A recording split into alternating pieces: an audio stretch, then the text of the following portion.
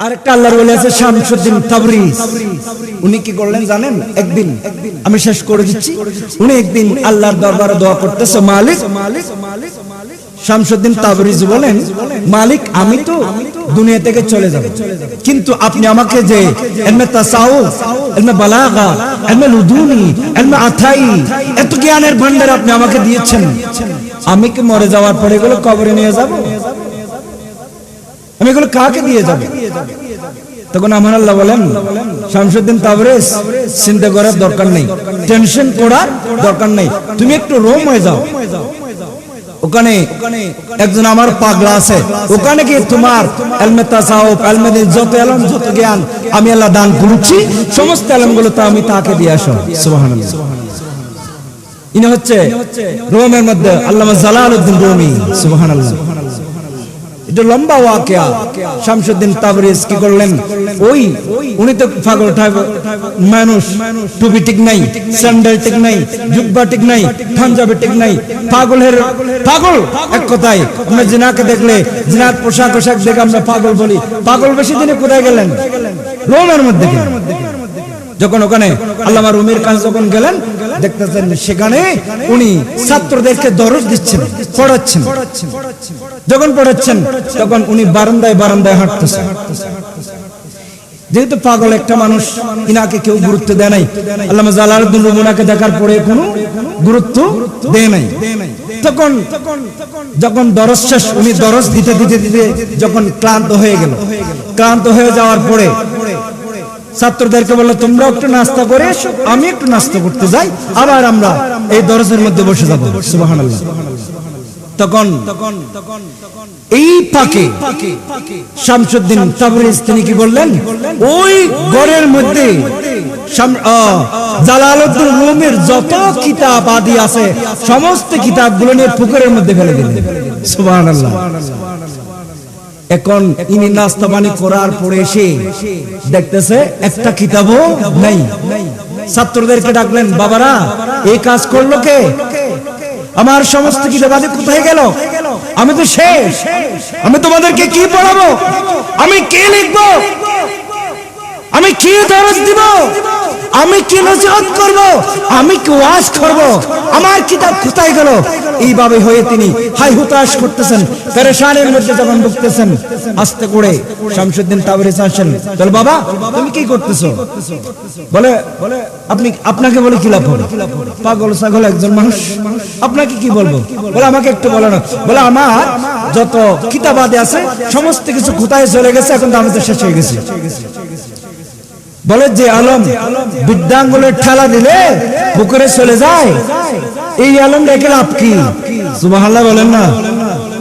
বলে, এটা কি কথা? বলে, তোমার সমস্ত কিতাব আমি পুকুরে ফেলে দিয়েছি। কোথায়? পুকুরে ফেলে দিয়েছি। বলে, কি? বলে, বিদ্যাঙ্গুলের ঠেলা দিলাম। বলে, পাগল কি বলে?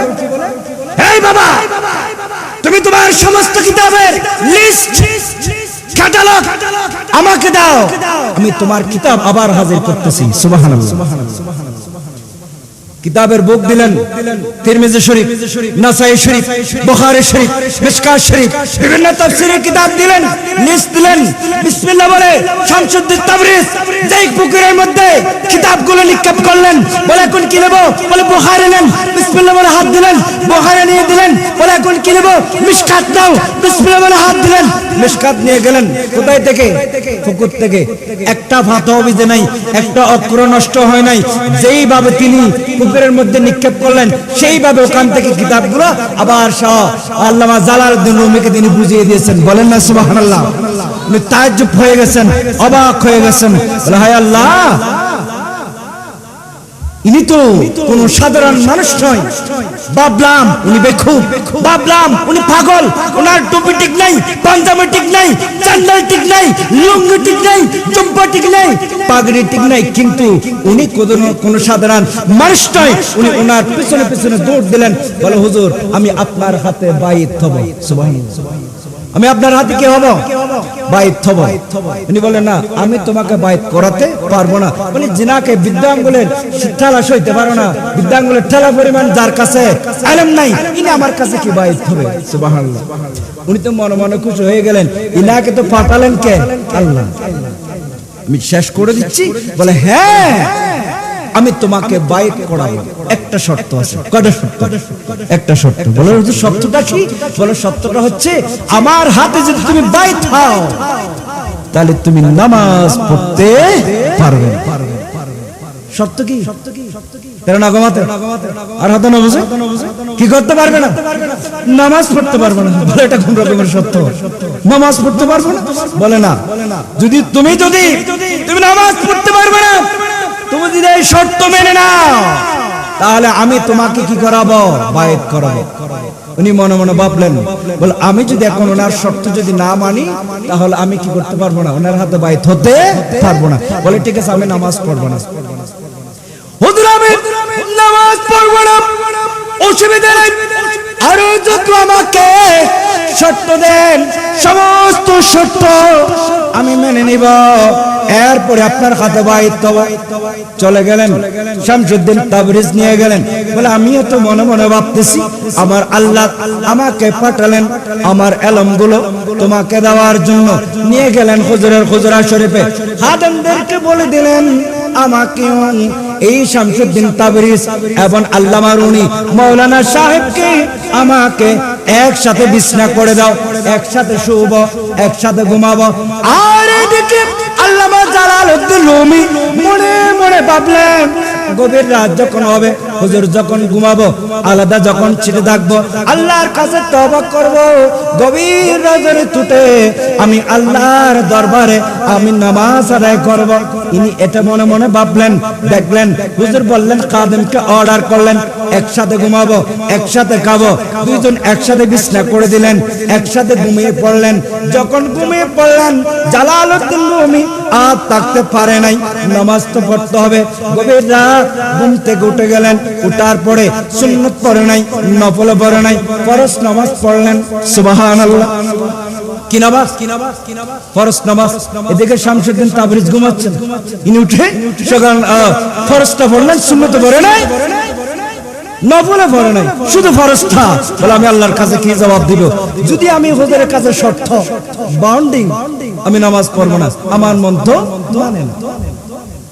গভীর ফরজ নামাজ আদায় করার পরে আল্লামা জালালউদ্দিন রুমি আবার ঘুমিয়ে গেলেন।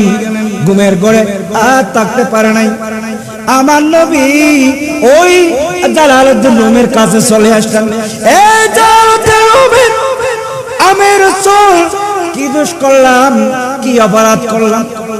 আমার সুন্নাতটা তুমি তরক করলা, ফরজটা তুমি আদায় করলা। সুবহানাল্লাহ বলেন না সুবহানাল্লাহ। আমার সুন্নাত তুমি তরক করেছো, আদায় করো নাই, আমি কি দোষ করেছি? আল্লাহ তুমি ফরজ আদায় করেছো। আরে যেখানে যেখানে আল্লাহ সেখানে সেখানে আমি রাসূল, আমি রাসূলকে আমার আল্লাহ আমাকে কোথাও থেকে পৃথক করে নাই। আজকে তুমি জালালউদ্দিন রুমি আমি রাসূলকে তুমি বাদ দিয়ে আল্লাহকে ডেকেছো, এটা আমার পছন্দ হয় নাই। এরকম অনেক কথা বলার পরে জালালউদ্দিন রুমির সাথে হঠাৎ তিনি জাগ্রত হয়ে এলেন। জাগ্রত হওয়ার পরে হু করে কান্না শুরু করে দিলেন, আয় আল্লাহ আমি কি দেখলাম, কি দেখলাম, জীবনে এত বড় ভুল কেন করলাম? সুন্নত কেন তরক করলাম? সুন্নত নামাজ কেন পড়ে নাই? যখন তিনি হু হু করে কান্না করতেছে, এদিকে শামসুদ্দিন তাবরিজ তিনি জাগ্রত হয়ে গেলেন।